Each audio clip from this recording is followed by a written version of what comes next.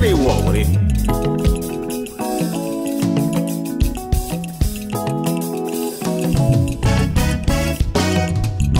Jésus anaba, wenambiga yalanaba. Jésus anaba, nanom safonaba.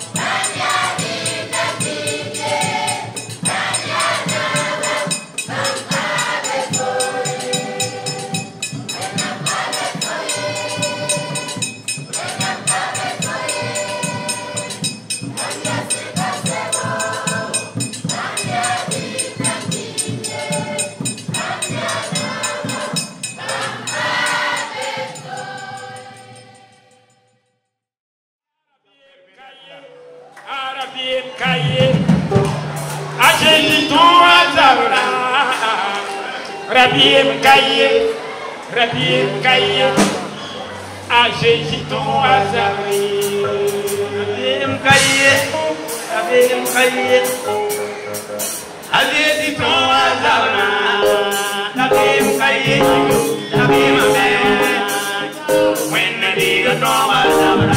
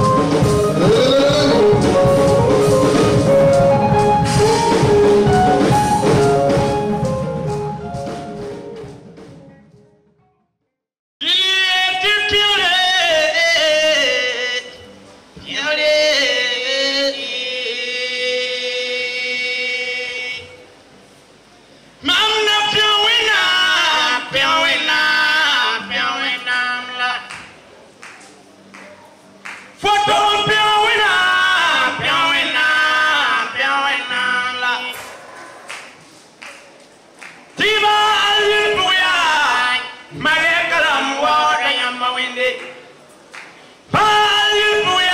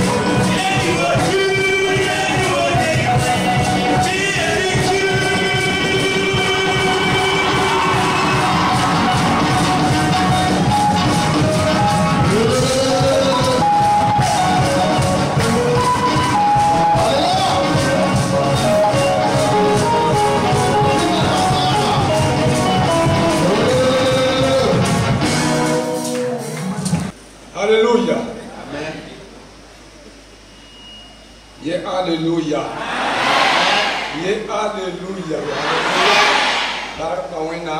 Gloire à Dieu. Gloire à Dieu. Est-ce que la jeunesse est là? Est-ce que vous êtes là? Est-ce que vous êtes là? Vous êtes là? Alléluia. Alléluia. Amen. Gloire à l'Éternel Dieu. Vous savez, une telle organisation, et au dernier à la clôture, pour en parler vraiment, il faut être prudent.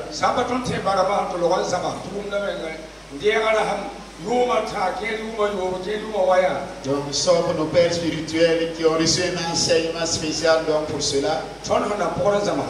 Nous qui sommes des apprenants, donc nous sommes prudents dans nos propos. Mais comme c'est l'Éternel Dieu, donc par sa grâce nous allons essayer de poursuivre au nom de Jésus.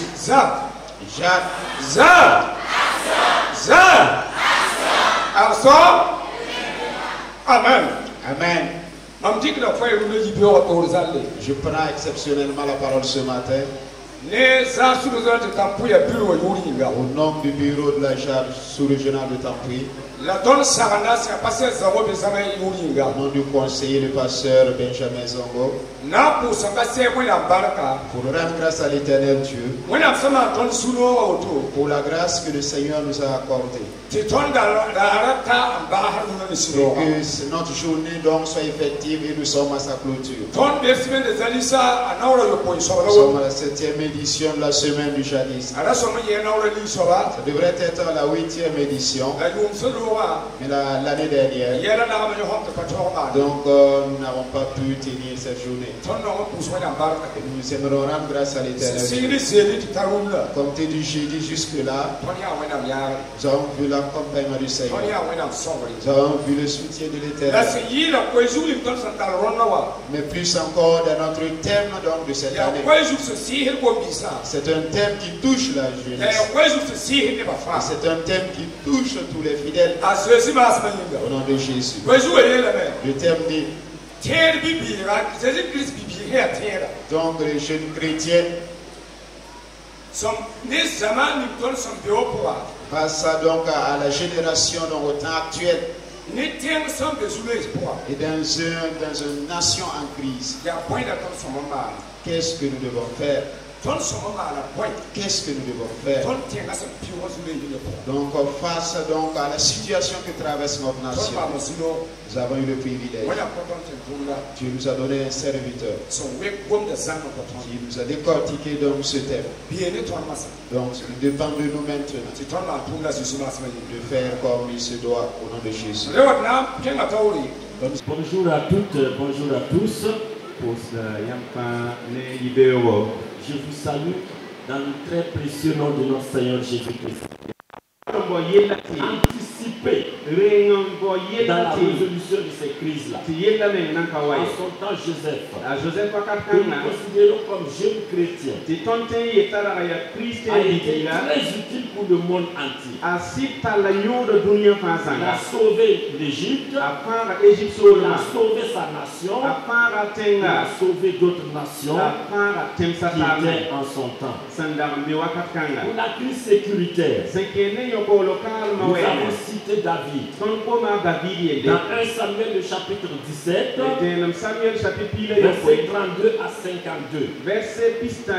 Nous voyons la confrontation entre David et Goliath. Nous savons la situation que vivait Israël. Israël était dominé par les Philistins. Ils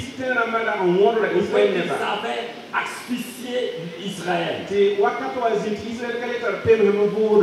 ne permettait plus à Israël de pouvoir vivre.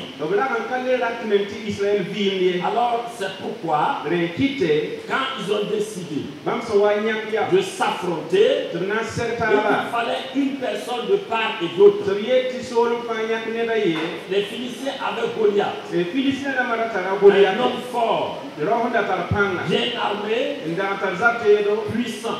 Alors que en Israël, on ne trouvait même pas une personne qui pouvait se lever pour défendre Israël. Il a fallu ce petit David. Nous voyons qu'en son temps, il était adolescent. David va se lever. Il va aller avec le courage qu'il a. Et avec la foi qu'il a en Dieu.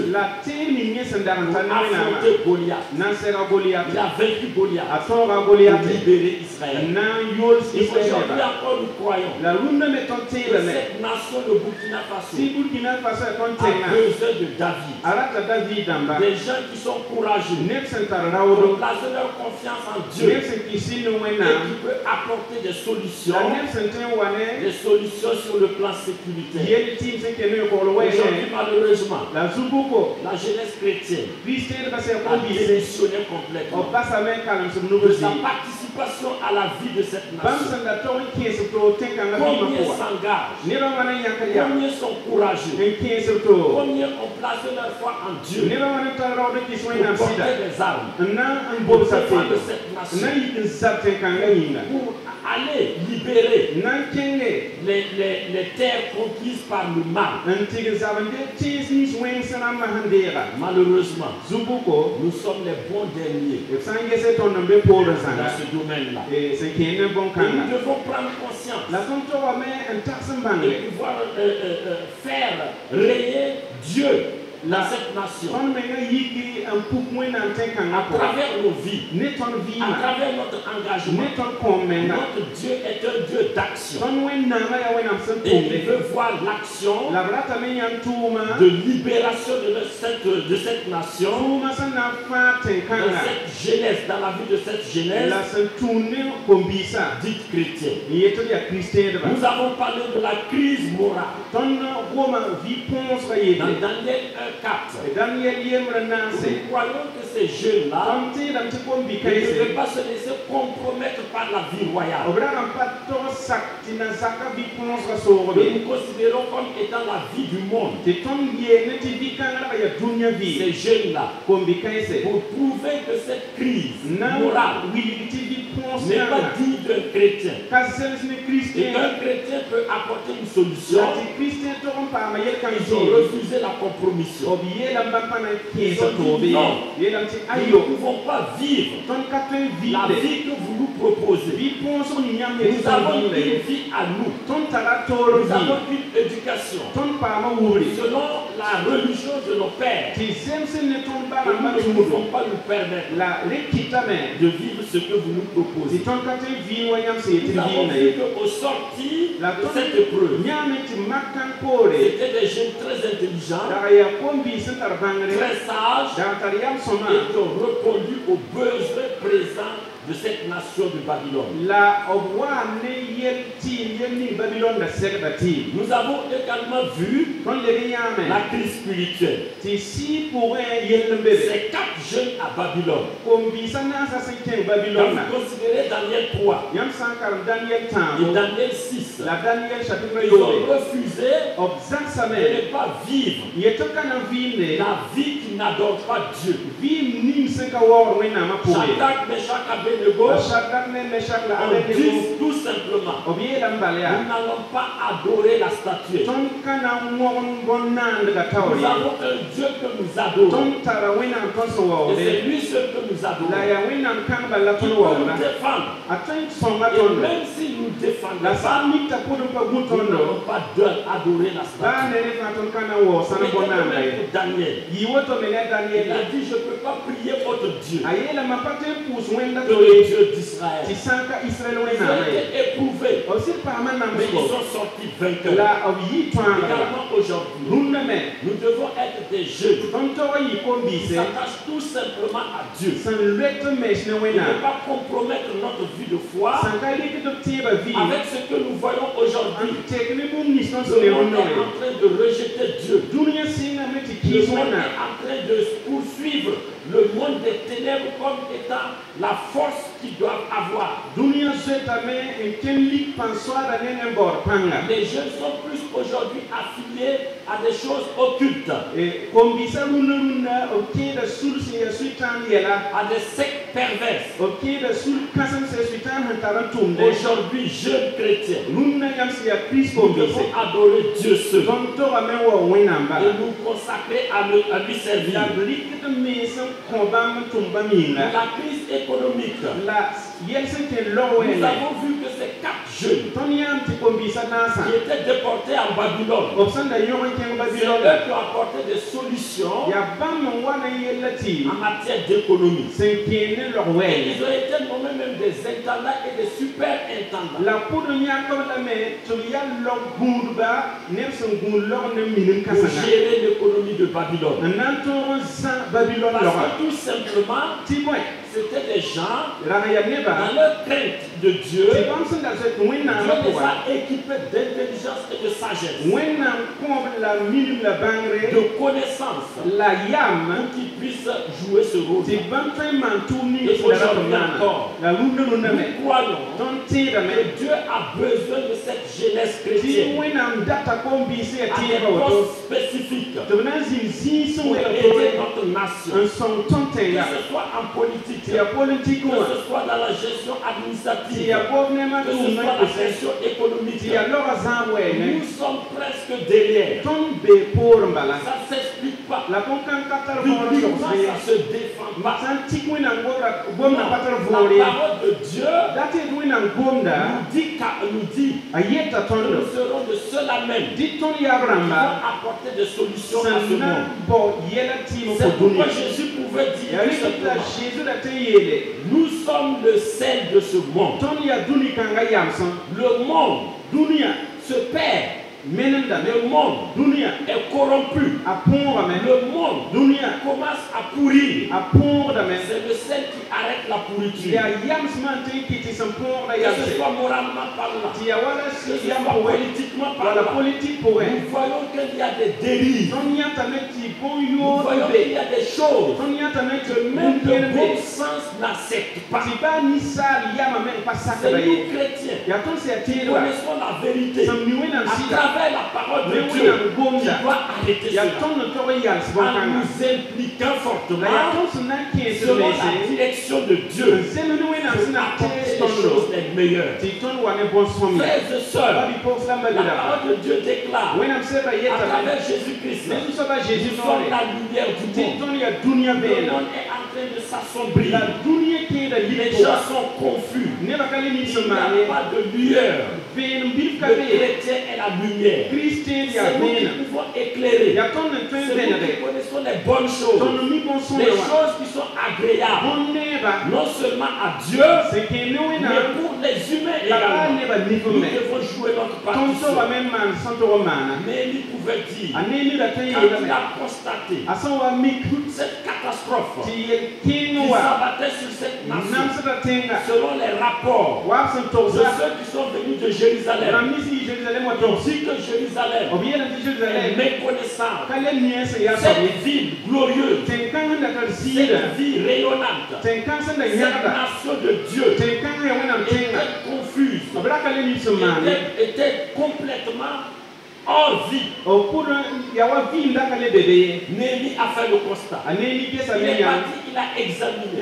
Il a pris confiance en lui-même et confiance en Dieu. Il a incité tout le reste du peuple pour cette fameuse phrase: lèvons-nous et bâtissons.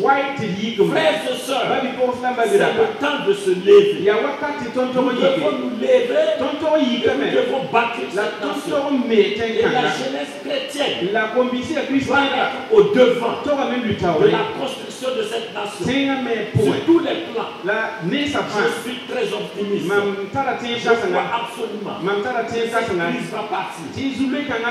Mais nous devons, nous serons comptables devant Dieu. Si nous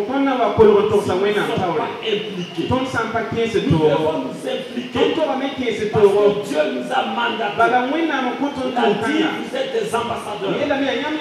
Nous représentons Dieu sur cette terre. Et nous devons jouer notre rôle. Notre Dieu est un Dieu de solution. Je disais vendredi, toutefois, notre identité qui est de Dieu, qui nous permet de vivre la nature de Dieu. Et dans cette nature, nous savons qu'il est tout puissant et qu'il est le Dieu miséricordieux.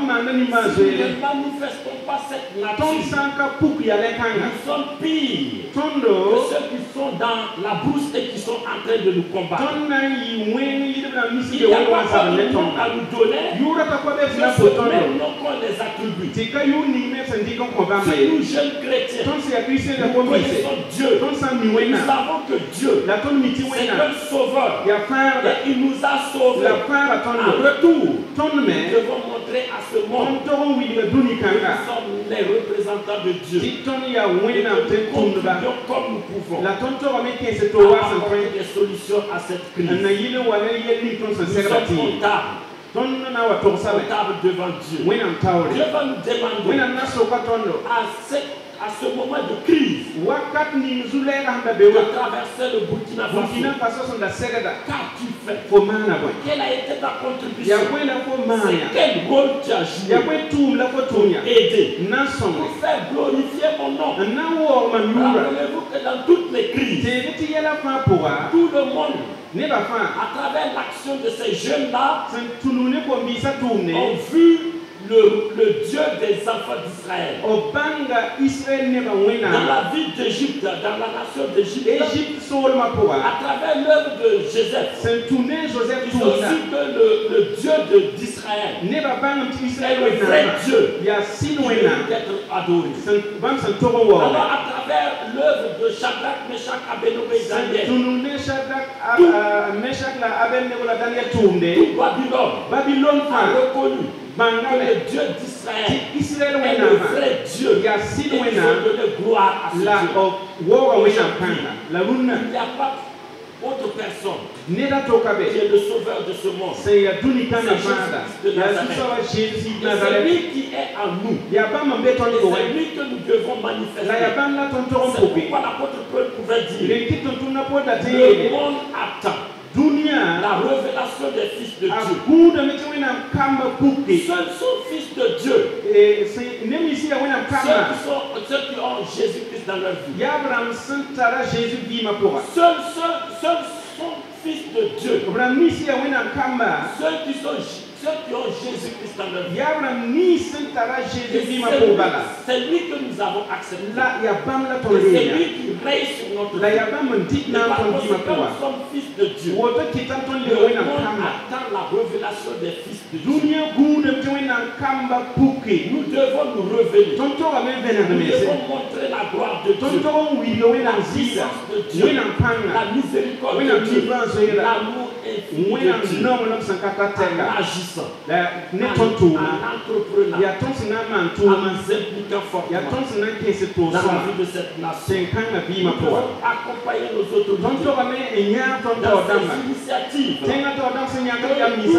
reconnaissons que même s'il y a certaines choses qui ne sont pas parfaites, l'homme n'étant pas parfait, nous croyons qu'il y a la volonté de bien faire, la volonté de sauver cette nation, la volonté d'apporter, d'amener cette nation dans sa souveraineté. Et nous devons être de ceux qui jouent également notre rôle. Notre mission doit. Vendredi, nous avons pris le temps de toucher des questions sur le plan moral, d'abord sur le plan politique. Nous devons simplement être de bons citoyens. Nous devons être de bons citoyens. Les lois du pays. Une loi qui ne va pas en contradiction avec la volonté de Dieu. Nous devons nous soumettre à ces lois. Nous devons les obéir. Nous devons les appliquer dans notre vie. Nous devons être actifs tous ne sont pas appelés. Et dans notre concept de la vie politique, nous croyons que Dieu peut choisir des chrétiens. Nous croyons que c'est Dieu qui choisit. Il est difficile à un chrétien de jouer la politique politicienne et de rester toujours authentiquement chrétien. C'est pourquoi pour nous, Dieu va se choisir des chrétiens qui l'aiment et qui veulent le bien-être des gens, placés à des postes politiques, placés à des postes administratifs, pour qu'ils puissent jouer leur partition et refléter Dieu en politique, refléter Dieu dans le domaine administratif. Et c'est ce que nous croyons. Et quand si Dieu vous placez à ces postes-là, ne faites pas comme d'autres personnes qui se sont dit chrétiens, qui se sont appelés chrétiens, mais malheureusement ont trahi la vie chrétienne. Ils sont les pires corrupteurs. Ceux-là qui ont mal gouverné, ils ont blasphémé le nom du Seigneur. Dieu veut des chrétiens qui dirigent dignement, qui dirigent honnêtement, qui dirigent avec intégrité. C'est ce qu'on veut voir dans la vie de cette jeunesse chrétienne. Je crois absolument que Dieu va susciter des gens dans cette poste-là. Sur le plan économique, nous sommes presque ces gens-là qui ne contribuent pas véritablement. Il nous manque cette vie d'entrepreneuriat. C'est difficile de croire que nous pouvons être seulement des employés. Notre Dieu est un Dieu créateur. Ces enfants doivent être des enfants qui créent. L'entrepreneuriat, c'est d'abord nous. C'est nous qui devons éclairer ce monde. Je disais que le monde a été développé par la puissance de la parole de Dieu. Les États-Unis se sont basés sur la parole de Dieu. Les pays comme l'Allemagne et la Suisse ont mis pour fondement la parole de Dieu. Et ils étaient à 50 ans d'avance de développement. Et au reste des autres pays. Alors c'est pour dire tout simplement, si nous sommes réellement chrétiens, Dieu nous donne la sagesse, Dieu nous donne l'intelligence pour que nous puissions véritablement apporter de la richesse dans ce pays-là. Frères et sœurs, nous devons être de cela. Moralement, fuyons la perversité que nous voyons, l'homosexualité, la dépravation sexuelle, l'addiction à la drogue, l'alcoolisme. Ce sont des phénomènes qui rétrogradent une nation, qui rabaissent une nation. Non seulement nous devons nous départir de cette vie-là, mais nous devons aussi contribuer à ramener ceux qui sont égarés sur la bonne voie. Participer activement à repêcher ces adolescents qui s'adonnent à la drogue, qui s'adonnent à l'alcoolisme, qui abandonnent les études, qui s'adonnent à la violence, au banditisme. Nous devons être des modèles. Nous devons aussi les amener à observer la bonne voie. Frères et sœurs, c'est notre vie qui doit parler en premier lieu. C'est notre vie. Nous devons être de cela. Quand notre vie parle. Je voudrais terminer avec vous sur la question spirituelle. Notre rôle et responsabilité sur le plan spirituel. Soyez en sûr que quand il y a un problème pareil, c'est que spirituellement, le pays est en danger. La dimension spirituel vient avant la dimension physique. Ce qui se passe physiquement, ce sont déroulés sur le plan spirituel d'abord. C'est pourquoi, jeunes chrétiens, nous devons nous engager sur le plan spirituel. Le premier engagement qu'on doit voir en nous est que nous devons savoir qu'il y a un combat spirituel. Et nous devons nous revêtir des armes de Dieu. Et ce combat spirituel, on veut voir dans ma vie, on veut voir dans ta vie. Selon l'apôtre Paul, qui dit dans Éphésiens 6 à partir du verset 10, verset 12, les armes qu'il nous faut. Jeunes chrétiens, toutes les crises qui se présentent à nous ont pour source, ont pour fondement le monde spirituel. Et pour vaincre la source même de ces problèmes-là, il faut avoir des armes. Je vous apprends rien. Nous étions malmenés. Nous étions en difficulté. Parce que tout simplement, on n'avait pas d'armes. On n'était pas bien équipés. Et quand vous n'êtes pas armé, quand vous n'êtes pas équipé, soyez-en sûrs, l'ennemi prend du dessus sur vous. Et aujourd'hui, nous constatons que la courbe est en train de se renverser. Pourquoi? Parce que l'armement vient en tant que jeune chrétien. Et nous sommes capables de le faire. Puisque ceux qui ne sont pas dans la vie chrétienne, parce que nous avons des armes, le monde le possède. Et elles sont puissantes plus que ce que le monde possède. Deuxième élément, la propagation de l'évangile. Le monde est gagné par le mal. Parce que le monde ne connaît pas Jésus.